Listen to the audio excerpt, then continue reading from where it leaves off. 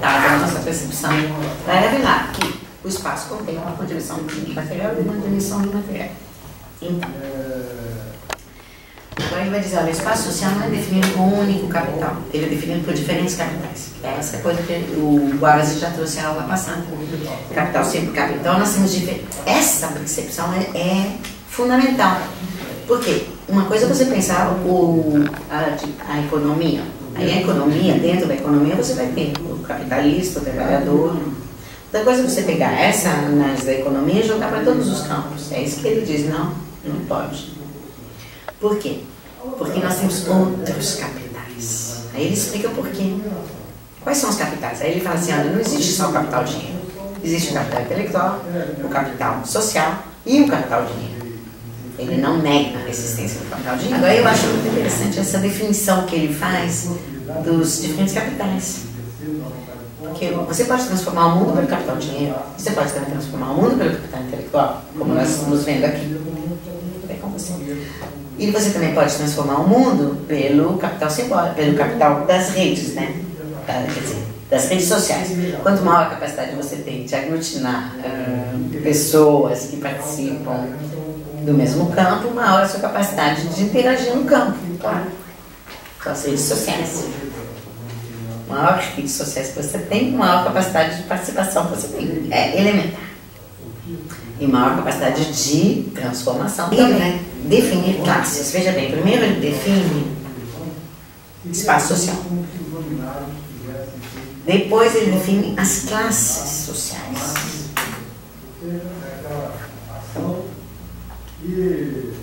O que é classe? Classe é um conjunto de agentes que ocupam posições semelhantes. Porque existe um monopólio da representação simbólica. Existe um monopólio. Porque você cria um discurso sobre um fato e esse discurso sobre esse fato ele passa a fazer parte da intersubjetividade coletiva e todo mundo considera então que aquele sujeito ocupa o lugar porque merece. Então, e isso vai em todos os capitais simbólicos. Por exemplo, o capital intelectual. O que é o capital intelectual? Nós todos aqui temos capital intelectual. É isso que vocês estão buscando, capital intelectual. Acumular capital intelectual. Para ter o reconhecimento no campo. Acumular capital intelectual é uma forma de acumular capital simbólico. E fazer com que se reconheça a sua posição no campo da academia. Está definido. Mas o que eu quero dizer é que quando você tira um objeto, você tira o objeto do campo. Você retira ele. É uma coisa assim de tirar mesmo, como se fosse você pegasse uma faca e pudesse recortar, talvez essa seja a palavra, recortar o objeto do campo. Você recorta o objeto do campo e define esse objeto. Você que faz isso. E é seu.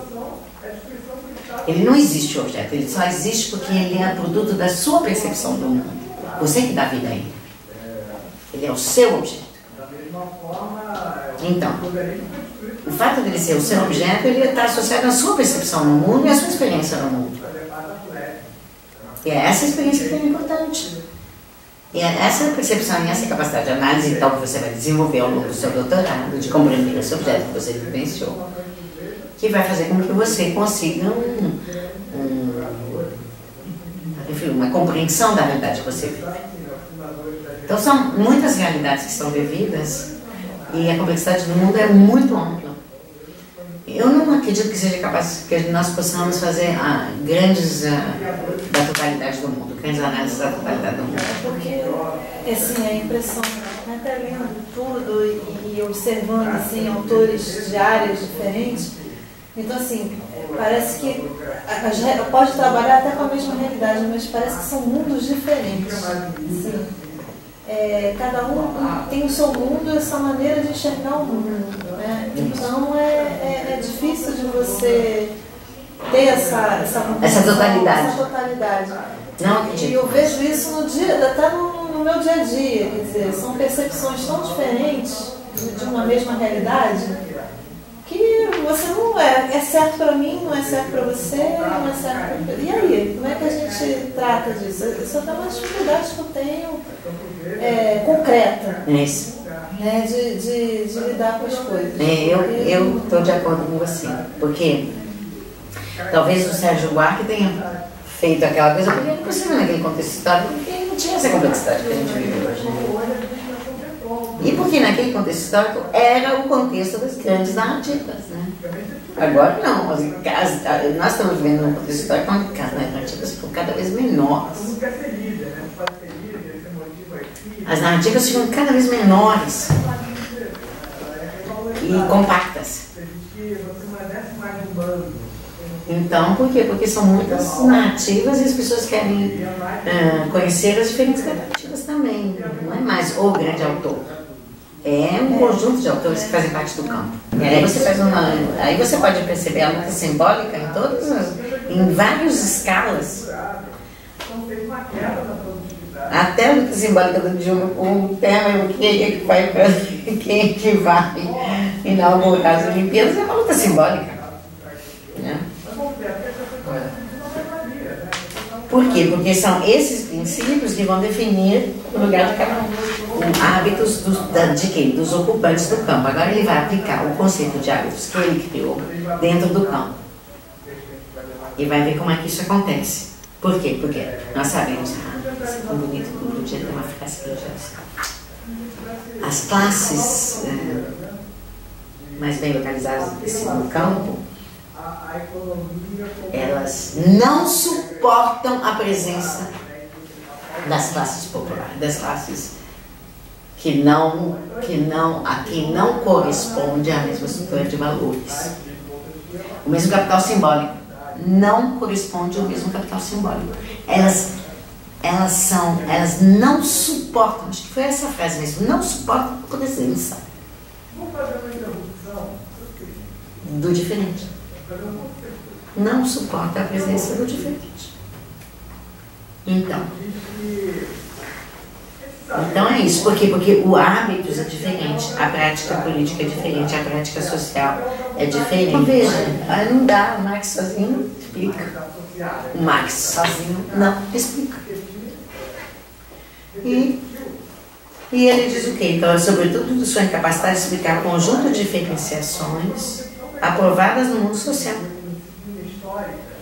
E generalizar esse mundo, essas representações de classe, são representações de classe, que ele diz, são representações de classe, que são aprovadas pelo mundo como um todo.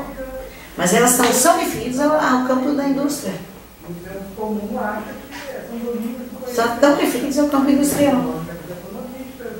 Econômico, ele fala, ao campo econômico, mais do que industrial. Estão referidas ao campo econômico. De fato, se você pega o campo econômico, você vai encontrar essas classes: trabalhadores, Estado, capital. Mas, se você pega outros campos, não. O campo religião, por exemplo. Religião, como é que é? Teu padre, não tem mais nada, acabou. Dissolveu, né, a relação de dominação. A relação de dominação na igreja é completamente diferente da relação de dominação na indústria. E eu acho muito importante esse lugar da simplicidade. Sair da vaidade, né, gente? Sair da vaidade e entrar no mundo. Obrigada.